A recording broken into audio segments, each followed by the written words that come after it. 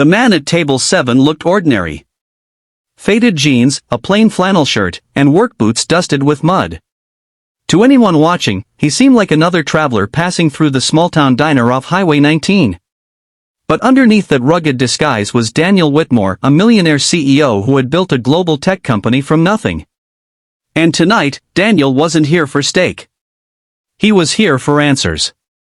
After years of living in penthouses, attending charity galas, and hearing rehearsed words from employees and investors, he'd started to wonder. Do people still care? Do kindness and decency survive when no one's watching? So, he began slipping away, living undercover, visiting places where no one knew his name. That's how he ended up at Millie's Diner on a cold Tuesday evening. The place smelled of sizzling bacon and brewed coffee. The booths were patched with duct tape, and the neon open sign flickered like it was tired of its own job. Daniel slid into a corner booth, pretending to scroll on his cracked old phone. A waitress with tired eyes and a warm smile approached. Her name tag read, Anna. Evenin'. Coffee to start, she asked. Daniel nodded. And your best steak, medium rare. Anna scribbled it down and hurried off. She moved quickly, not with the careless speed of someone rushing through a shift, but with the quiet desperation of someone balancing too much. Daniel noticed the way she rubbed her wrist between orders, the way her smile faltered when she thought no one was looking. Half an hour later, as Daniel cut into the steak, Anna placed a folded napkin beside his plate. Sorry, sir. This, must have slipped. Confused, Daniel unfolded the napkin. Inside was a handwritten note. Just 6 words. Please don't judge me. I'm trying. Daniel froze, fork halfway to his mouth. For a man used to contracts worth millions, government officials on speed dial, and entire companies bending to his decisions. This simple note hit harder than anything else. What was she trying? And why would she think he was judging her? A moment later, he got his answer.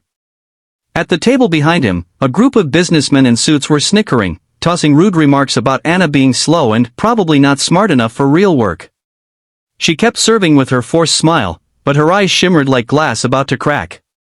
That's when Daniel noticed her shoes. They were worn so thin that her socks peeked out through the seams. Her apron pocket held not a phone, but what looked like a folded medical bill. His chest tightened. When Anna returned to refill his coffee, Daniel looked her in the eye.